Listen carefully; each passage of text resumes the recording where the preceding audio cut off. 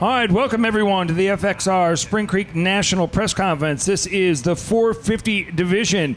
He's going to go 1-1 for the overall here today on the Red Bull KTM. The number 4, Chase Sexton, finishing in third place with 5.3 box scores. Number 32 on the Monster Energy Yamaha Star Racing Machine, Justin Cooper. Hunter Lawrence had to step away with some flight issues. So let's start it with you, Chase. You're on a roll right now. Moto win after Moto win. This one here, qualifying position, I believe fourth. But talk us through Moto number 1 and the acceleration that we really saw you putting out some great laps in Moto number 2. Yeah, I would say today my starts were a little bit better. First Moto especially, I came out third, which is it's good enough to get the job done. Second Moto, my start was good, but I got pushed really far wide. The guys from the inside didn't really let off and got kind of sandwiched, so had to go from a little bit farther back. But I felt good on the bike today. Qualifying wasn't great. Was riding like a little bit of an idiot. And then for the first couple laps of the first one, I was trying to calm down and kind of get into a flow. And once I find the flow, it makes it a lot easier. And the sand rollers were really gnarly today, which was kind of like the main point of the track for me. And second moto had a really good pace after about 10 minutes in, and just kind of kept it going and had a lot of fun. Track was difficult and a little warm today, so made for more separation. And Justin, let's talk about that whole shot in Moto number 2, led 6 laps. Is it more of a confidence thing, the results we've been seeing you at least the last 2 rounds, or have you been working on things to improve your game, or is it more based on confidence? Yeah, I think we've just been building slowly like the whole season, and I expect to be on the podium each weekend. That's kind of where my goal is, and I felt like I rode really good today. We definitely switched to the paddle, and that helped with the start. I got yanked pretty bad in the first moto, so I got away with it at Redbud, and I thought I could here, and it was just kind of night and day better on the whole track for me. I was able to, it seemed like, get around the track with way more momentum, and could pick up the speed way easier with the paddle. So it was that was definitely a good change for me, and the team worked hard with me on suspension today, and felt really good Moto 2. Chase, sand rollers, first set of sand rollers. A lot of guys were blasting through the first couple, but it looked like you found a rhythm, especially towards the end of the first set. Did you see that from somebody, or is that something you just sort of developed? No, I actually I did it the last lap of second qualifying. I tripled. And it would kind of depend because you kind of get lost on what roller you're on. So I would just kind of drop in and try and get 3, obviously. That was, 1, it was faster, and 2, it made it a lot easier. So, the rhythm was the biggest, I think, key for me today.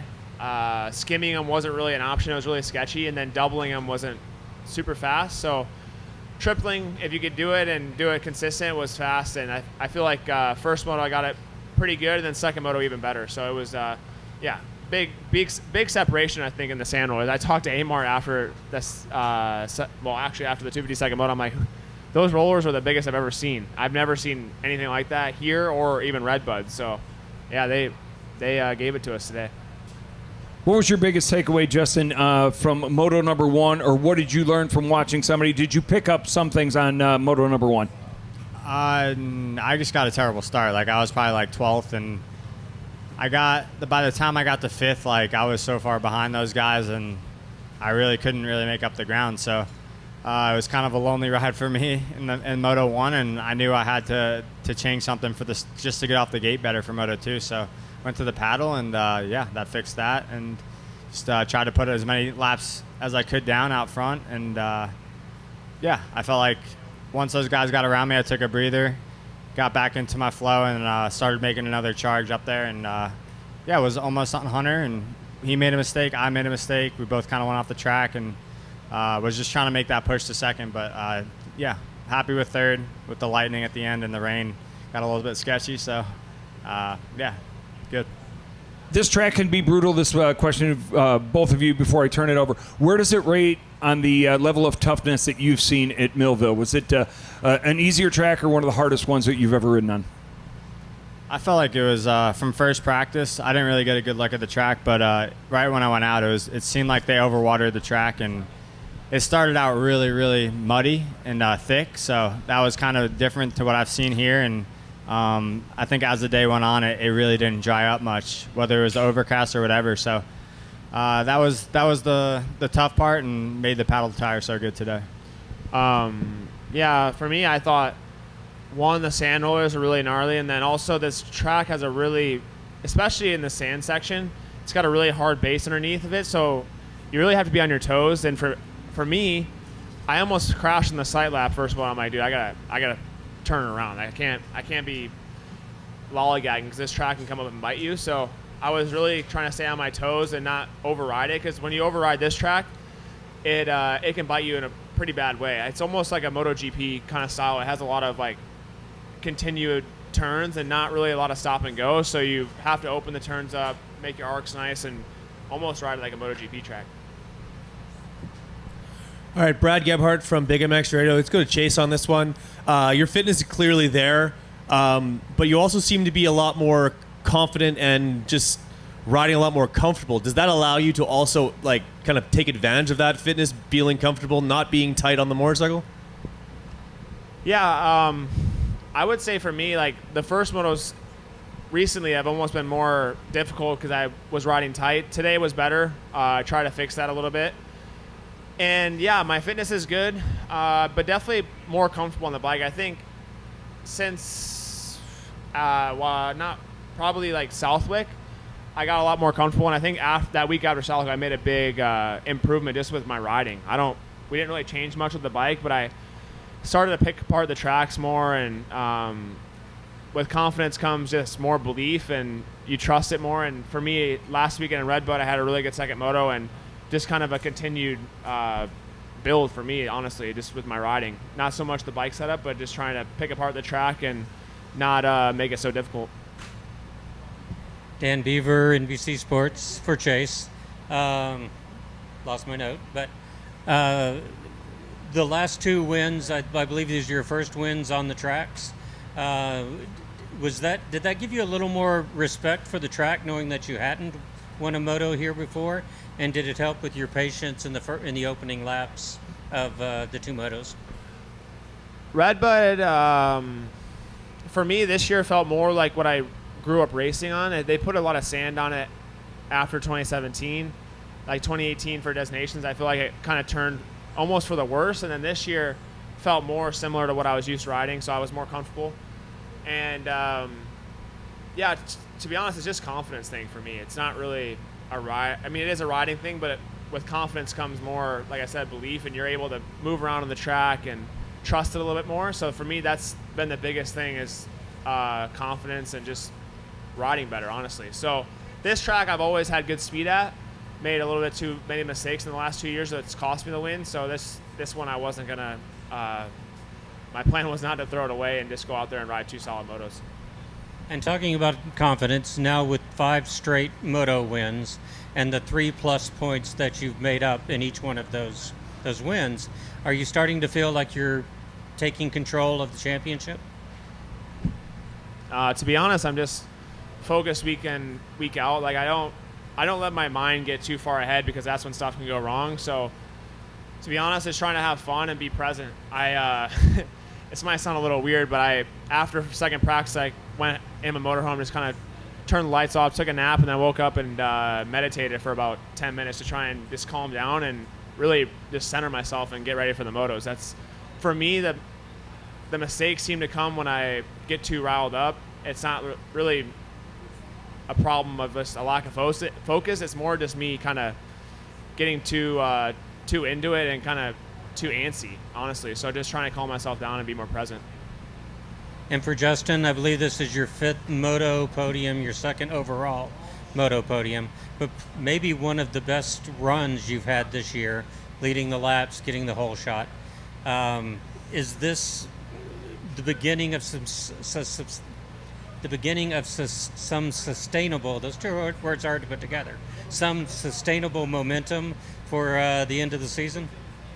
Yeah, I think we've been building in a positive way all season, and I feel like I've been giving it, my best each time out, and obviously a whole shot makes life a lot easier for me, and able to do my laps and focus on getting as far away as I can. And I feel like in the first moto, like coming through the pack like that, I got really stuck, and the berms were definitely like, there was one line berms that were hard to pass in, and everyone was kind of doing the same thing. So wasn't able to move through the pack the way I wanted to there. And like I said, just too much ground to make up at that point. So yeah, definitely getting a start helps me and put me in a good position to see what I could do. And yeah, I think moving into these next races, we're in a good spot. I feel like we've been making good momentum with the team, and everyone's kind of on the same page. So it's kind of been tough being the only one out there on the Yamaha. Don't really have any teammates to rely on to help me test and stuff like that. So it's been a big learning curve for the team and I. And yeah, we're doing a good job with it.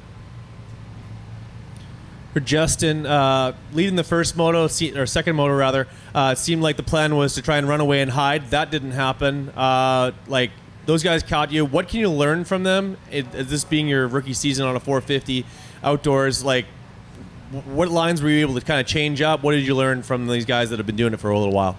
Honestly, not much, because when they both went around me, I kind of lost that toe right away, and I was pretty tired at that point, so I had to regroup and get after it again. But it's anytime I get passed by these guys, it's good to stay as close as I can, which I didn't do today, and learn what I can, for sure. How does racing a 450 outdoors compare to racing a 250 outdoors? Like, as far as same distance of the motos, but it's completely other beast.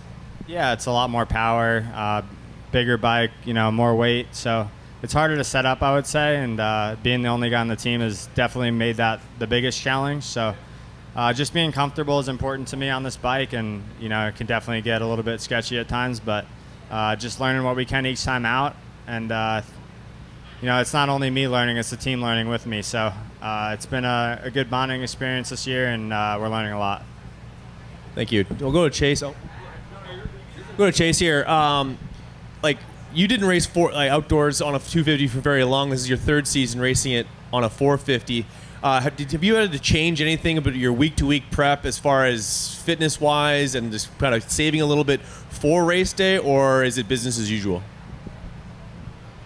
I would say, like, as far as how I've grown from a 18-year-old, 17-year-old kid racing outdoors on a 250 to now, it's back then I used to think that you had to win during the week to win on the weekend, and that's not really the case, to be honest. I obviously now being confident enough to know that you have what it takes to win on the weekends is a big thing, but you can't overdo it during the week, especially in Florida.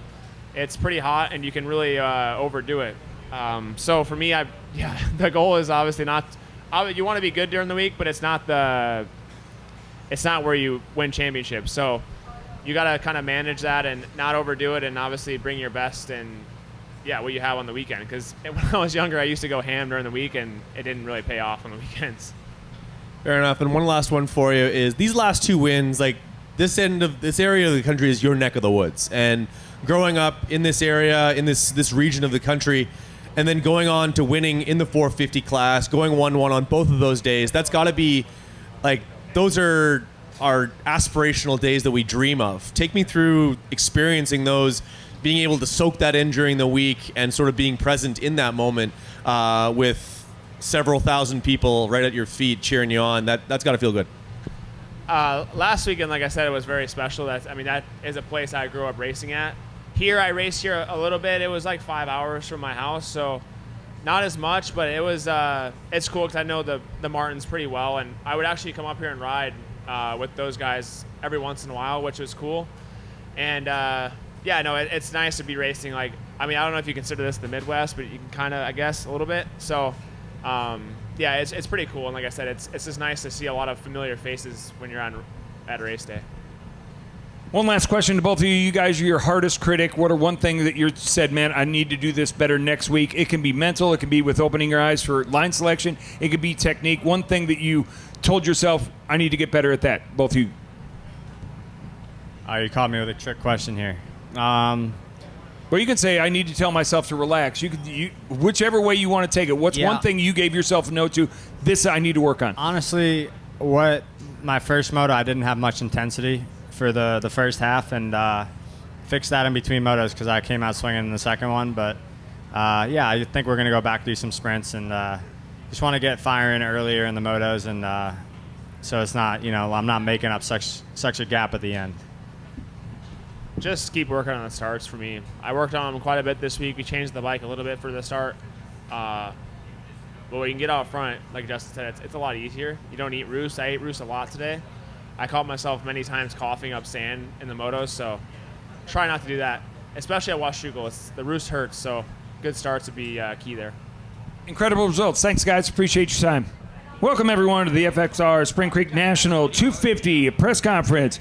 Going 1-1 on the day on the 47 on the Monster Energy Pro Circuit, Kawasaki from Washougal, Washington. Levi Kitchen in that number 1 overall position. Finishing second overall, finishing third and fourth on the 38 on the Monster Energy Yamaha Star Racing Machine, Hayden Deegan. And joining us for the first time here in the press conference on the 166 on the Rockstar Husqvarna Factory Ride, Casey Cochran. Levi, going to start with you. It's been a long season swinging for that top step of the box. Not only were you to do it once this year, but you went back-to-back on this weekend, so a strong weekend for you. And I know all the attempts that you had, this one's got to feel pretty special, finally getting it done, not once but twice.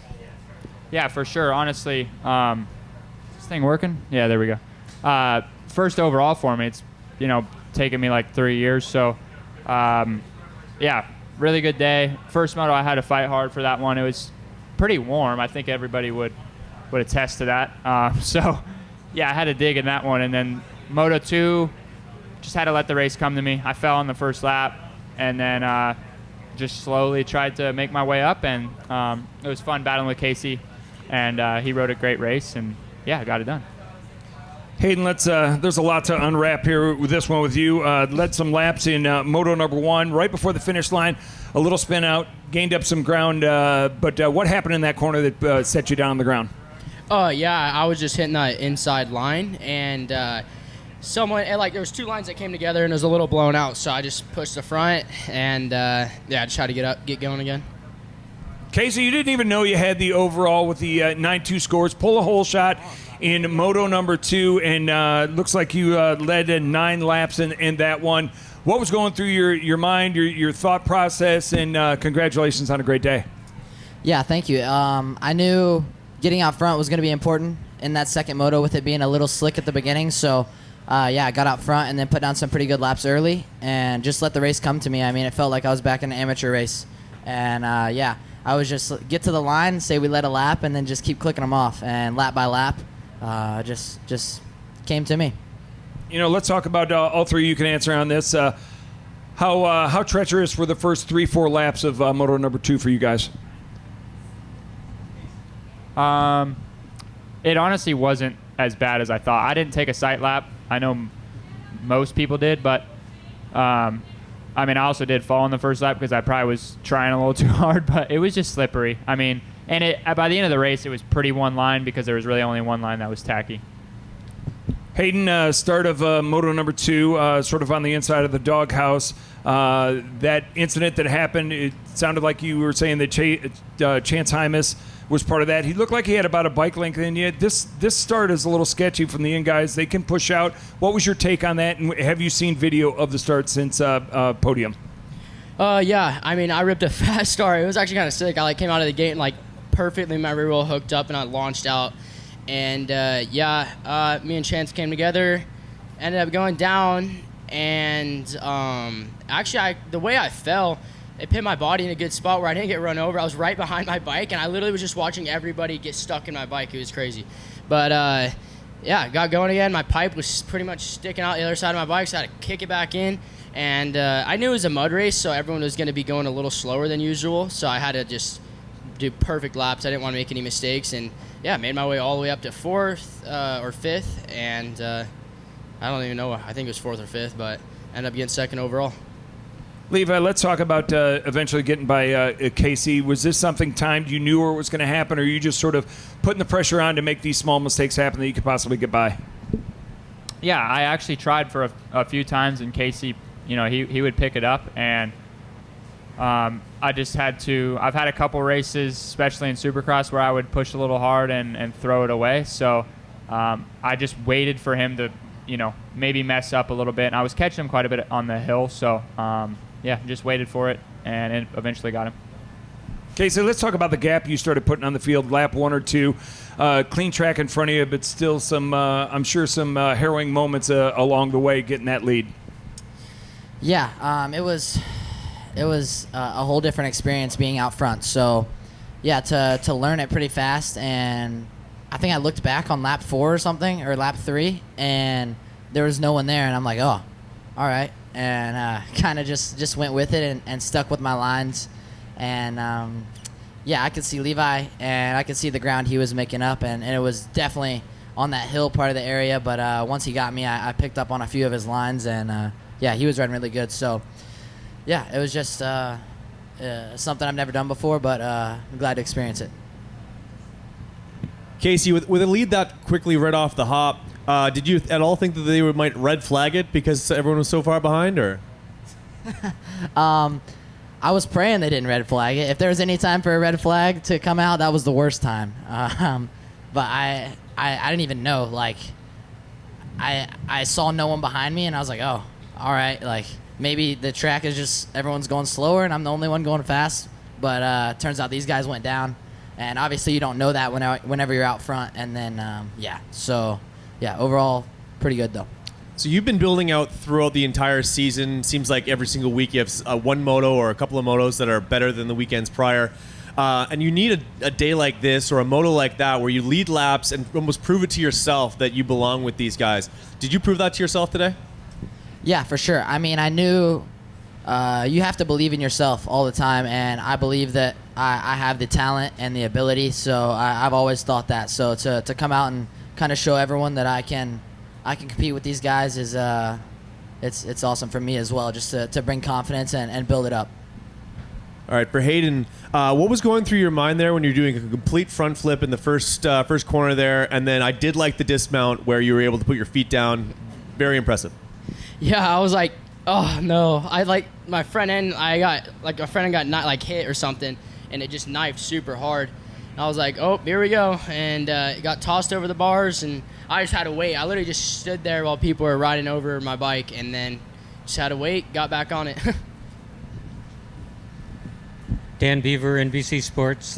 For Casey, it sounds like you kind of already answered this question, but did you see what happened in the first turn, and did it impact anything getting through there? I had no idea. I was outside the box, so when I came into the first turn, the only person I saw was Chance. And Chance kind of went wide, and I knew they prepped that, so I just tucked right under and then got him going into the left. Honestly, I think if he would have held it on, he would have outbroke me and had the lead. So when he slowed down, I was like, oh, all right. I just went around. And I knew that was a big move right there if I could get that early to get out front and get some clean laps. And was there any point when Levi caught you that you may have started to push harder than you wanted to? Was there a point where you had to wear yourself back to make sure that that you didn't make any mistakes? When I could see Levi coming, and I wanted that win. I mean, when you're out front and you've never been there before, I mean, it's the only thing you want, and that's the only thing you're thinking about. And I could see him coming, and obviously you start pushing as hard as you can because you do want the win. So that's what we're here to do. We're here to win, and yeah, that's the closest I've ever been. And to be in that situation, like 24 minutes in, yeah, I saw him coming, but maybe I did pick it up a little bit or try to. And then once he got around, tried to pick up on some lines, tried to come back immediately, and then he was riding really good. And for Hayden, they say championships are won on your bad days. The crashes in the second motos of the last two rounds certainly qualify as part of your bad days. Does that help being able to overcome that kind of adversity? Does that add something else to your arsenal that you weren't getting when you were leading all those laps? Yeah, I know. I'm just praying to have a good day here soon. I'm just keep getting these mistakes or these unlucky things happening to me. But honestly, it's just you're learning these things this year. And since you have such a big points gap, it's like you don't go down. You don't really overthink it too bad. You just kind of get back doing your laps. But it definitely sucks. So hopefully at Washougal, I think, is the next round, I can go do what I did last year. That'd be nice. And yeah, I'm sure Levi will be quick there too. It's his spot as well. And not to suggest Sometimes. and not to suggest at all that you would be points racing, but does it take some of the pressure off and free you up, free your riding style up a little bit to have that massive lead? Yeah, definitely. I mean, it's hard though because I like no matter what the points gap is, I still want to win each weekend. And I mean, I was doing it the first moto until I made that mistake. I feel comfortable. I'm the most comfortable when I'm up front, but I'm also have that ability to come or charge from the back and make passes and make my way back up to the front, like I did in that second moto. But I mean, overall, you just want to be up front. And for Levi, some additional comments on how stoked you must be to win this, your first moto, your first overall, the week before you go home. Yeah, it's obviously special, you know, to be able to do that. But yeah, I mean, after it's taken a little while, like, you know, I've I've wanted this for a long time. So yeah, right back to work, and I want to just keep doing it, and yeah, I'm stoked to finally put a day together. I'm assuming it's raining now, so I'm assuming I'm just keeping you guys sheltered. Levi, talk about what had to change here between round one where you were good and now a little bit better last week too. What has been the thing you're working on? The bike, Yeah. in all honesty. I don't ever like saying that, but yeah, round one, it was pretty good because Paulo's probably the slowest track on the circuit. But when we got to these faster tracks, I was way too soft, and yeah, I'm finally getting more comfortable. Even though it seems like I've been on the bike a long time, I have, but on outdoors, you know, it's definitely a little different than the Yamaha was, so it's getting a lot better, though. I'm stoked on it now. Obviously, we're going to your home track, but haven't you said that it's not necessarily your style of track, even though you're from there? Are you looking forward to it, like from a performance standpoint or just a crowd standpoint? Yeah, I mean, obviously the crowd will be sick, but it really depends. I heard they're bringing in a lot of sand, like a ton, so that should be pretty sick. Washougal is pretty start dependent. I mean, as long as you're up there, you can do pretty well. So, no, I feel pretty good there. It always depends on the prep. Hopefully it's not too dry and hot, but we'll see. Hayden, have you had a chance to see the first turn, like on a replay or anything of Moto 2? Yeah, I seen a couple pictures, but it is what it is. Okay, and I don't know, maybe we'll be here forever, or maybe I'll let you go. First moto after you fell, you were closing back in, and then you didn't quite get them. What happened there? Looked for a moment you had it under control, maybe. Yeah, it was difficult because I was like, I can catch these guys, but I can't right now because my arms are so pumped up. Oh, okay. I never had arm pump that bad in my life, and it was, I think, from the hills. I don't even know if you can hear me right now, but yeah, from the hills gave me some bad arm pump. Well, I'm done. We might be here for a while, but I'm good. Thanks, guys. I'm good. Thank you, guys. See you next week.